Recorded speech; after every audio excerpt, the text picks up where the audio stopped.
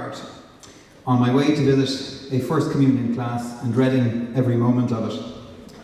And it was break time, and the children were lined up in their linas, fingers over their lips. And it was winter. So as I was walking by, I was clothed not just in the habit, but in our long winter cloak that we wear as well. And as I passed one line of the children, I saw one girl lean into the other, and still with finger on her mouth because she was being obedient, she said out of the side of her mouth, "What is that?" And the girl beside her leaned in and said very quickly, "It's a wizard, don't look." And never have I been more happy to have been called anything. Because magic and music and mystic are only separated by letters. They are the same thing. They are our soul's call to a connected experience that allows us to recognize that, as we've heard from so many beautiful speakers this evening, and I bow to your wisdom, each and every one of you, that we are a people who live in a universe that speaks to us constantly, in every being, and in even those things that we consider non-being, but who just have different voices and different dialects. The rocks shout out praise. The trees beckon us. The birds sing because we don't often enough.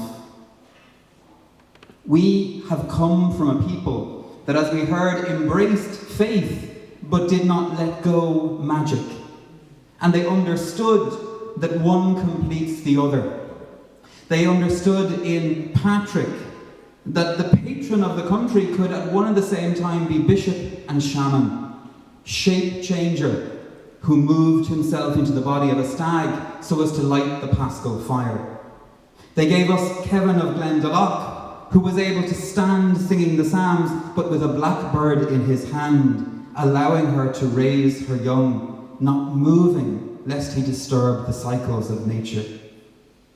And they gave us, along the way, the friars. And I belong to that brotherhood that goes back to a Francis, who was first inspired to live a new monastic way by Coptic monks driven out of Egypt, who lived as refugees in Italy, and who in their icon painting gave him the cross that gave him that transcendent experience of a God who said, "Rebuild my church, for it is in ruins." And little did he know but that those Copts came from that wonderful gift to the church that was the deserts of Egypt, where in silence and in stillness people arrived at the recognition that God speaks in every single heart. And then they sent that message where? To the deserts of Ireland, where monks and nuns, brothers and sisters, living together and separately as hermits and as communities, spoke the gospel, not just of the written word, but of the entire creation around us. There are two gospels, the Celtic monks wrote. There is the gospel of the written word for those who can read it, but there is the gospel of creation for everyone. And the same truth reverberates in both.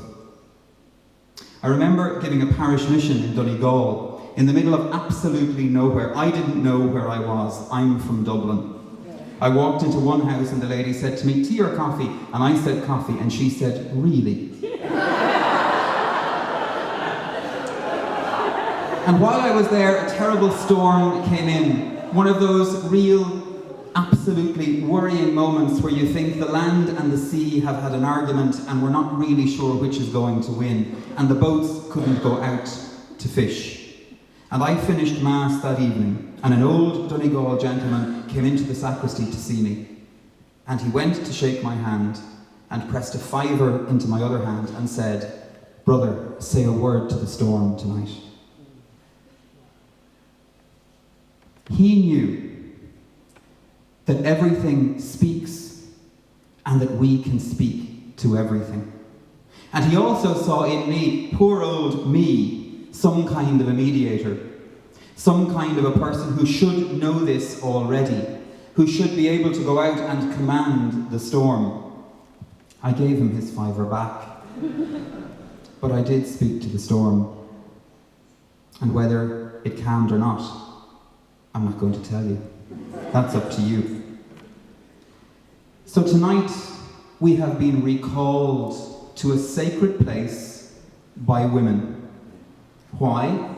Because as any man knows who has ever had an argument with a woman, they remember. And they invite us to remember again and again and again. And tonight we have been invited to remember.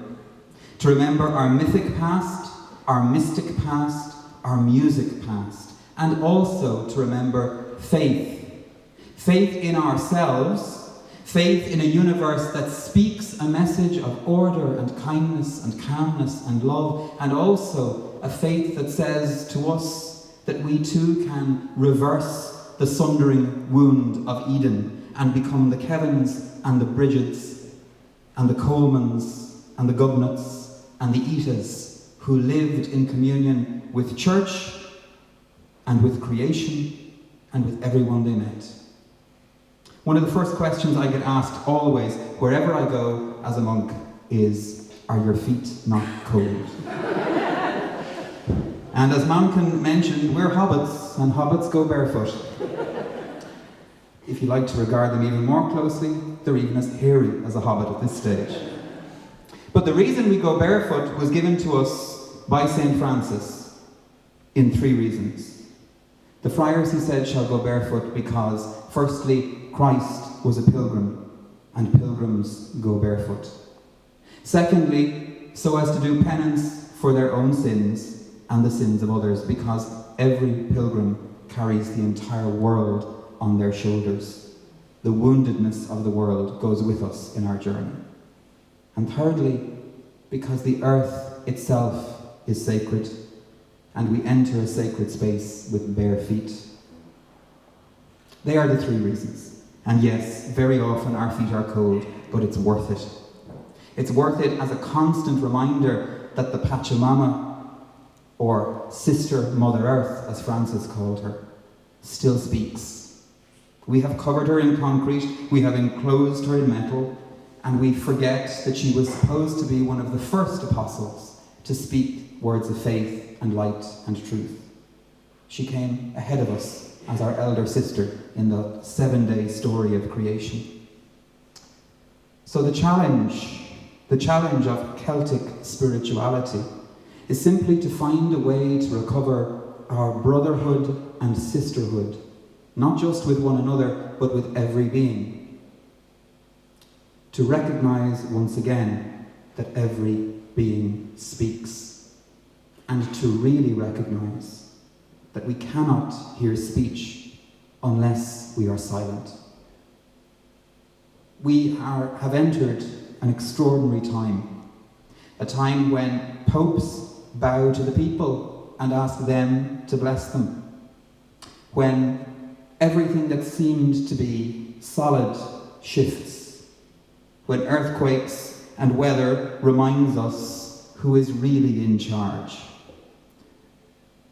Tonight, wouldn't it be wonderful if we opened our hearts to our ancestors, if we heard the cry of the mother within each and every one of us?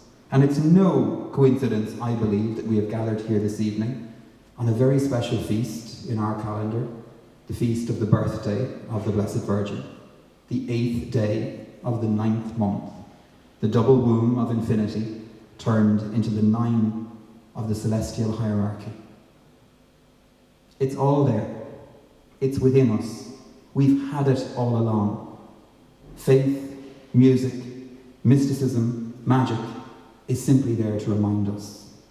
We are meant to be gifts to one another. We are meant to be a people filled with gratitude for all that we have already. And we are meant to tell our story, the story of our people, of our country, of our ancestors, even of our wounds, because there is no healer who has not been wounded first.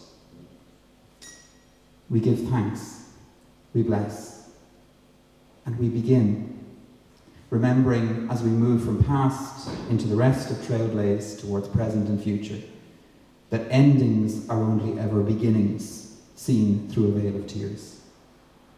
Bless you.